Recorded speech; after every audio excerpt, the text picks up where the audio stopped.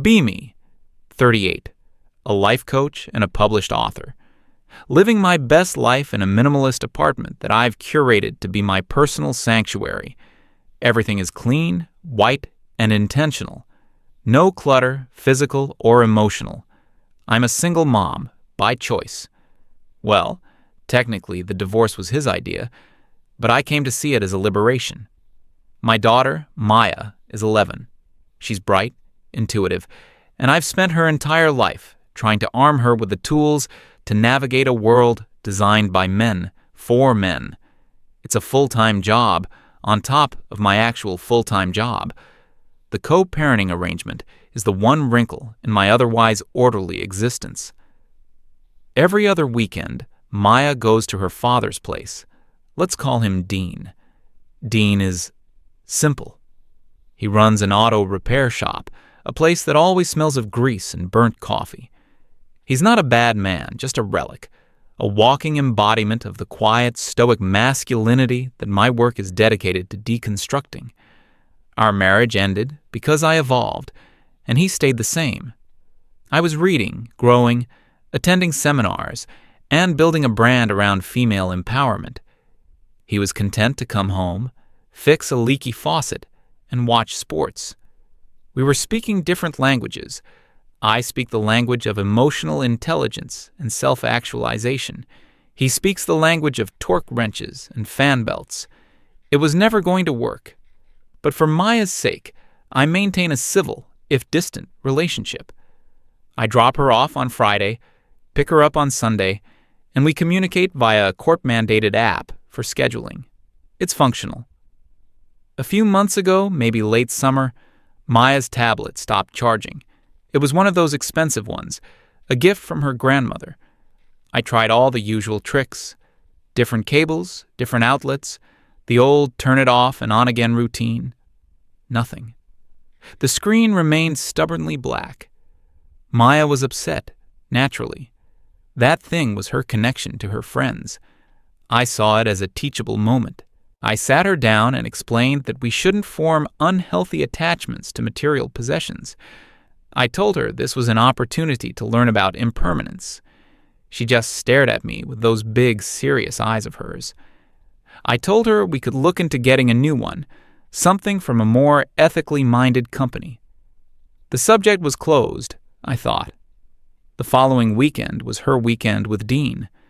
As she was packing her bag, she picked up the dead tablet. She asked if she could take it with her. I asked why she'd want to carry around a useless piece of electronics.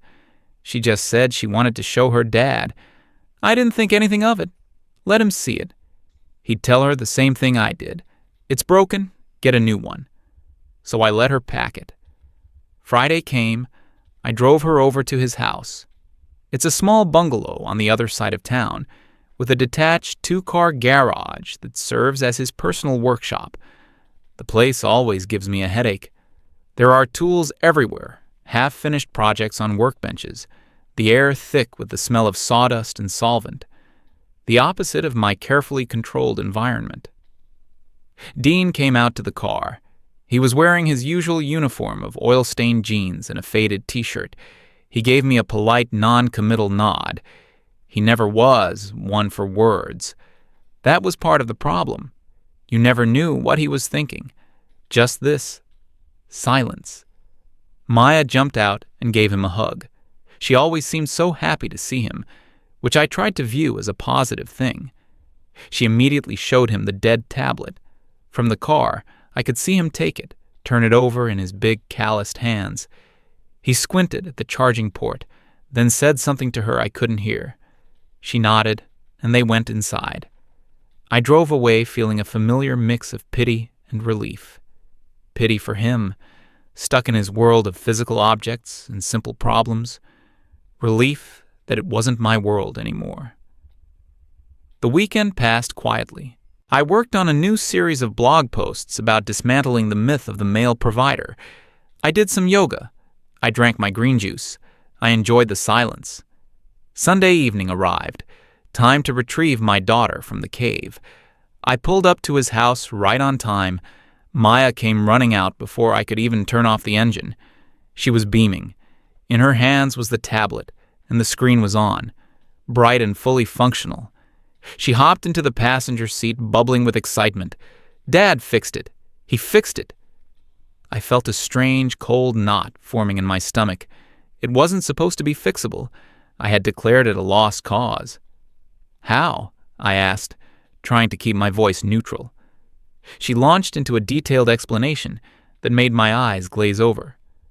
Something about the charging port being bent and one of the solder points coming loose. Apparently, he had a special magnifying glass and some kind of tiny soldering iron. He'd taken the entire thing apart on his workbench. He'd shown her all the little components inside, what each of them did, the processor, the memory, the battery. She said it was like a tiny city. She hadn't just watched him. He had let her help, showing her how to handle the delicate ribbon cables. She was practically vibrating with pride.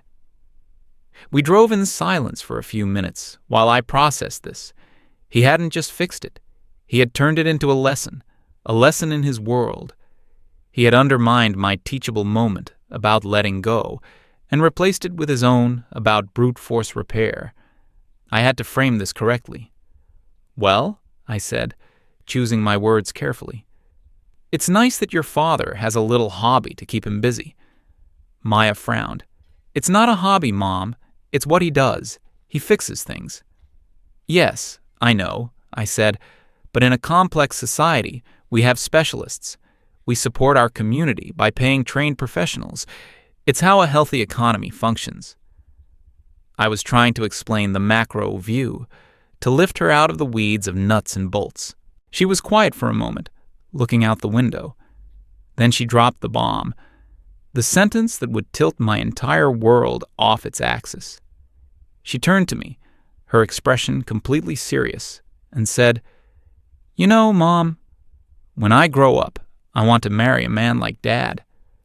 The car felt like it had suddenly plunged into ice water. My hands tightened on the steering wheel. I could hear the blood pounding in my ears. I must have heard her wrong. "What did you just say?" My voice was thin, sharp. She didn't flinch.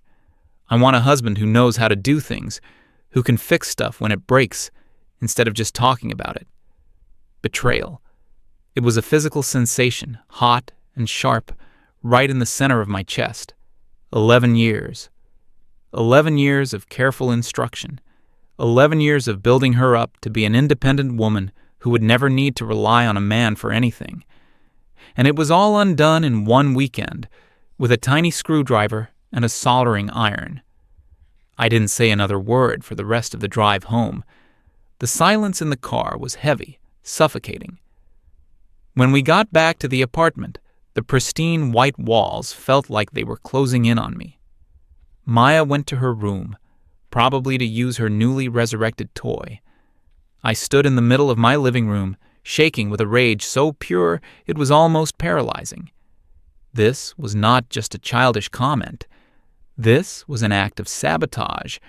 Dean knew exactly what he was doing. This was his way of fighting back, of asserting his primitive worldview into my daughter's mind. He was poisoning her, filling her head with outdated patriarchal nonsense about men being fixers and women being... what? The admirers? The damsels in distress with the broken tablets? I grabbed my phone, my fingers fumbling on the screen. I found his contact and hit call. He answered on the second ring, his voice calm, infuriatingly so. "Jocelyn? What did you do?" I practically spat the words out. "What are you talking about?" "Don't play dumb with me, Dean. You and Maya, the tablet. You think I don't see what you're doing?" There was a pause on the other end. I could hear the faint sound of a television in the background. Probably some stupid sports game.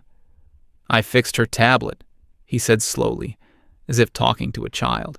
"She asked me to. You indoctrinated her." I was pacing now, my voice getting louder. "She came home talking about wanting a husband who can fix things. A husband like you, after everything I've taught her." "Jocelyn, she's 11. She was just happy her toy was working again." His condescension was like gasoline on a fire. "No, This is how it starts. With these little things, you're programming her to value traditional male roles, to see men as providers of practical solutions. You are actively undermining my parenting." "I'm her parent, too," he said, his voice hardening for the first time, "and I'm going to teach her what I know. That includes how to be self-sufficient." "Self-sufficient?" I laughed, a harsh, ugly sound. "You call making a little girl dependent on a man's ability to fix her gadgets self-sufficient? I'm teaching her to be intellectually and emotionally self-sufficient, to lead, not to follow some guy with a toolbox." "Okay, Jocelyn, I'm not doing this." "Oh, yes, you are. From now on, your visits will be supervised. I'm not letting you fill her head with this toxic 1950s garbage anymore." I hung up before he could respond. My heart was hammering against my ribs. I felt righteous. I was a mother protecting her child. I had drawn a line in the sand. The next day, I put my plan into action. Operation Deprogram Maya. I started by calling Dean's sister to inform her that for the foreseeable future, I would be exercising my right to ensure Maya's emotional and philosophical well-being during visitation. She was silent for a moment, then told me I was being ridiculous. Typical. The whole family was trapped in the same backwards mindset. I informed Maya that her next weekend with her father was canceled. I told her we were going to have a mommy-daughter emotional wellness retreat at home. The look on her face was one of sullen disappointment, proof that the poison was already taking hold. That weekend, I curated a special curriculum for her. We started with a documentary about pioneering female CEOs. Maya slumped on the couch, scrolling through her tablet the entire time. I made her listen to a podcast I admired, one hosted by a woman who had traveled the world alone. Maya put in her earbuds after 10 minutes and listened to her own music. Every attempt I made to engage her with stories of powerful, independent women was met with a wall of adolescent indifference. It was infuriating. It was like he had installed some kind of firewall against my influence. I realized I needed a different approach. I had been telling her. Now I needed to show her. I needed a practical demonstration of female competence and independence. The following week, the perfect opportunity presented itself. I had been wanting a new bookshelf for my office for a while. I decided I would buy a flat-pack one, and we would build it together. It would be the perfect metaphor. We, two strong women, would construct something useful and beautiful with our own hands. We didn't need a man. We were the architects of our own lives and our own furniture. I ordered one online, a chic, minimalist design. It arrived a few days later in a long, heavy box. I dragged it into the living room with a grunt. That Saturday, I announced the start of our project. "Today, Maya," I said with a flourish, "we are going to build a bookshelf." She looked up from her tablet, unimpressed. "Don't you just call a guy for that?" My eye twitched. That is precisely the attitude we are going to dismantle today. We are the guys. Now come on. I sliced open the box with a kitchen knife. The contents spilled out onto my clean floor. A dozen or so white panels of varying sizes, and a bewildering assortment of screws, dowels, and tiny metal bits in a plastic bag. And the instructions. A single multi-folded sheet of paper covered in cryptic, wordless diagrams. No problem. I was a smart, capable woman. I could decipher this. It was just a logic puzzle. "Okay," I said, trying to project an aura of confident competence. "First, we identify all the parts." An hour later, we were still identifying the parts. The diagrams were useless. Panel A looked identical to Panel F. The screws labeled C3 were indistinguishable from the ones labeled D8. The whole system was intentionally obscure, clearly designed by men to make women feel incompetent. I could write a whole seminar on the patriarchal design of flat-pack furniture instructions. Maya had given up about 30 minutes in and was now lying on the couch watching me struggle.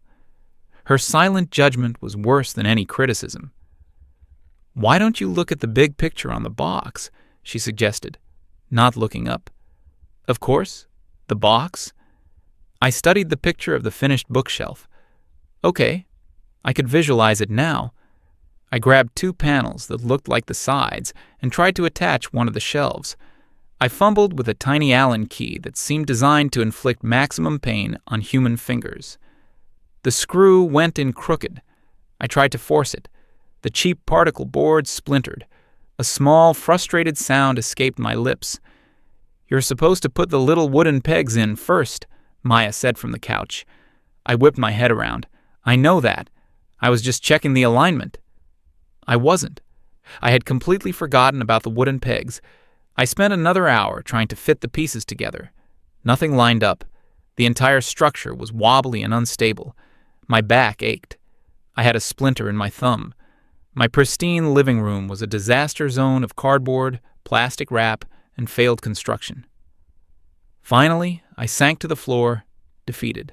The half-assembled bookshelf leaned against the wall at a drunken angle, a monument to my failure. Maya finally sat up and looked at the mess. She didn't say Dad could have done this in 20 minutes. She didn't have to. Her silence screamed it. I looked at the crooked shelf, then at my daughter, and for the first time in a long time, I felt a tremor of genuine doubt. My theories were beautiful. My ideals were pure. But in the real world, the bookshelf was still in pieces, and my daughter was drifting further and further away. The bookshelf sat there for days, a crooked skeleton of failure in my otherwise perfect living room. I eventually paid a handyman to come and assemble it properly while Maya was at school. When she got home, she just looked at it, then looked at me, and said nothing. The silence was an accusation. I tried to regain the offensive. I told her the handyman was a struggling small business owner and that by hiring him, we were participating in community uplift. I used all my best coaching language, leveraging resources, delegating tasks, valuing one's own time.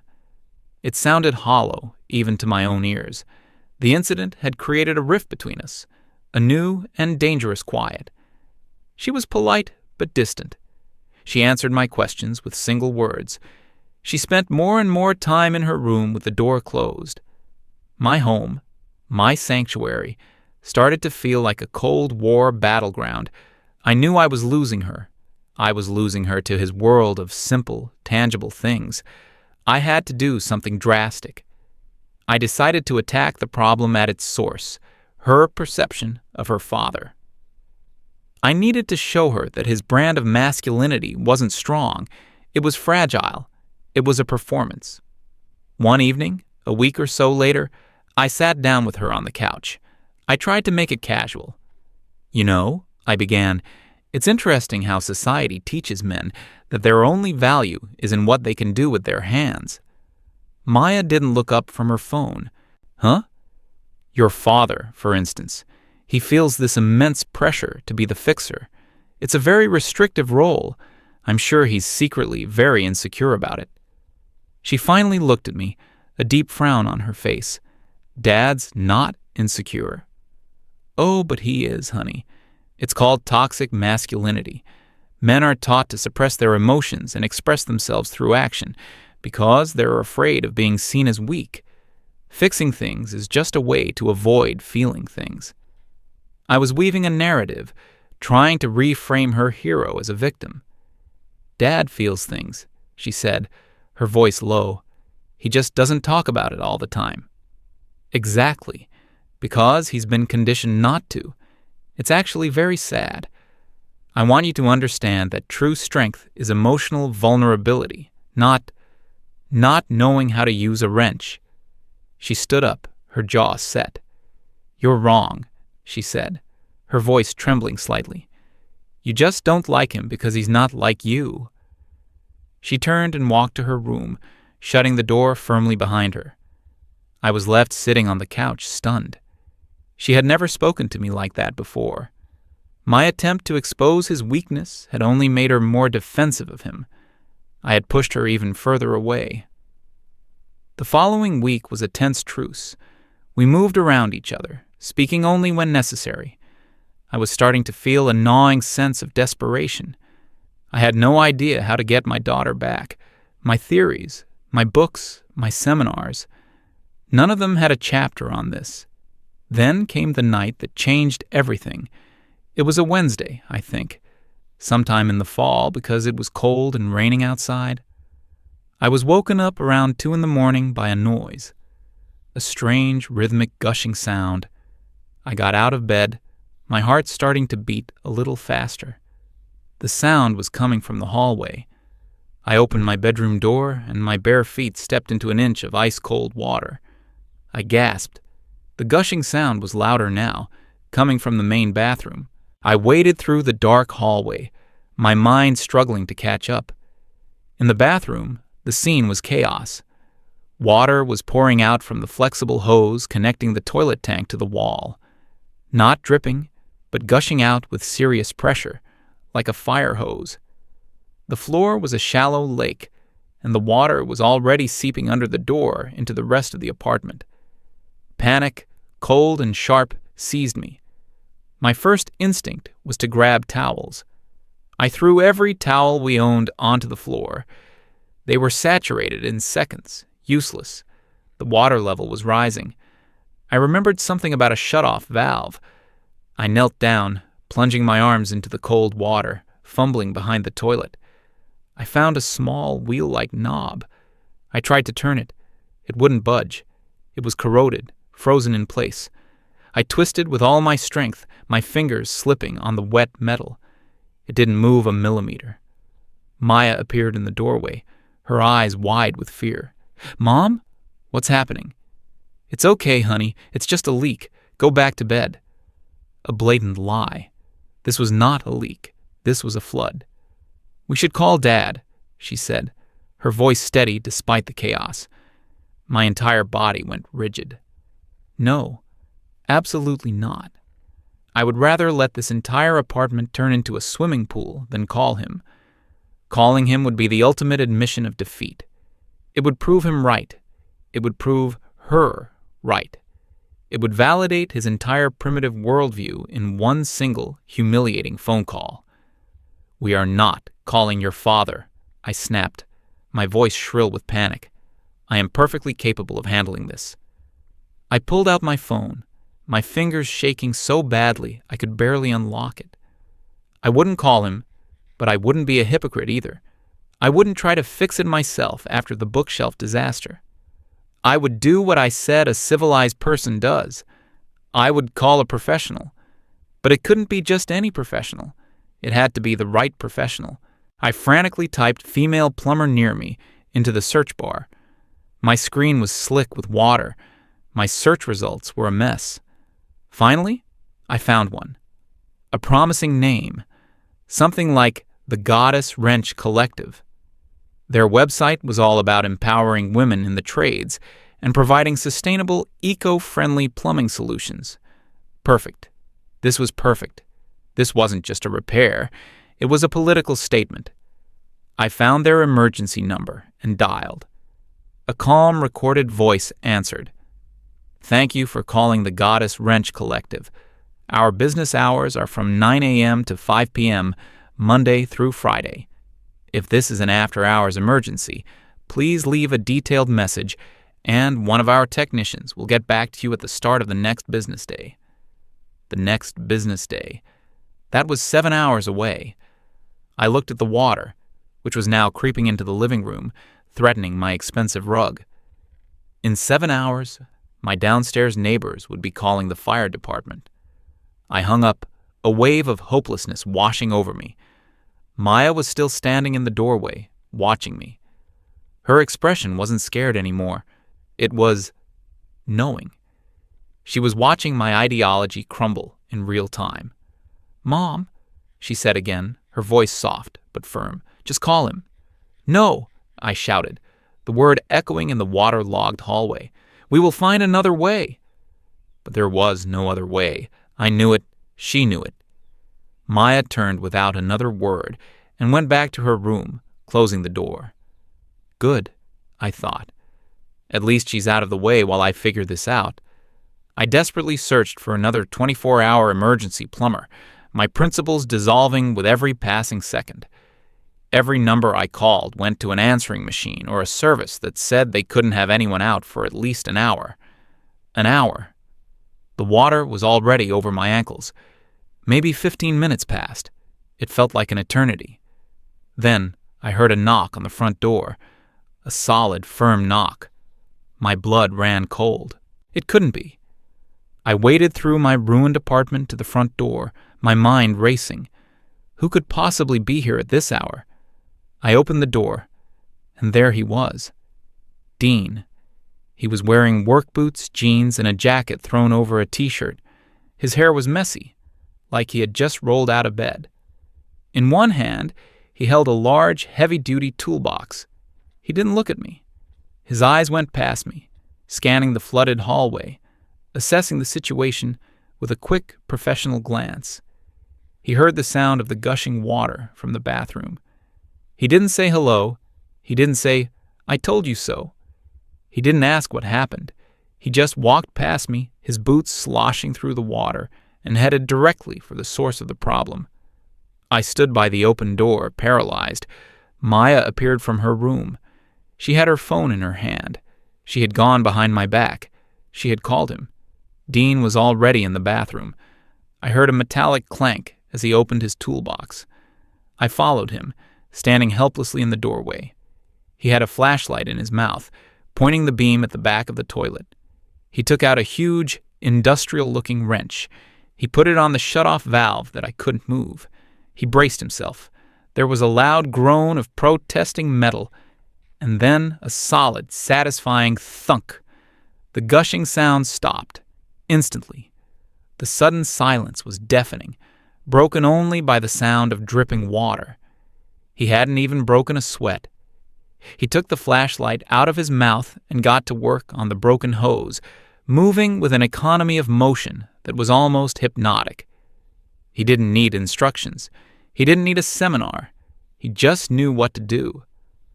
I stood there, useless, watching him single-handedly save my home. My theories, my blog posts, my empowerment speeches, they were all just words, hot air. In the face of a real crisis, they were worth less than the wrench in his hand. He was a man of action in a world of consequences. I was a woman of words in a world of ideas. And right now, my ideas were all underwater. Maya came and stood beside me. She didn't look at me either. She watched her father. Her expression was one of pure, uncomplicated admiration. It took him maybe 20 minutes to replace the broken hose with a new, heavy-duty one he had in his toolbox. He tested it. No leaks. The crisis was over. He packed his tools away, closing the box with a final, decisive click. He stood up and walked past me, heading for the front door. He still hadn't said a single word to me. His silence was more damning than any insult he could have hurled. It said, "You are not relevant to this situation." At the door, he finally paused and turned. He looked at Maya. "It's all fixed," he said, his voice quiet. "Try and get some sleep." He was about to leave, and then my daughter did something that broke me completely. She ran to her bedroom. I thought she was going to get a blanket or something.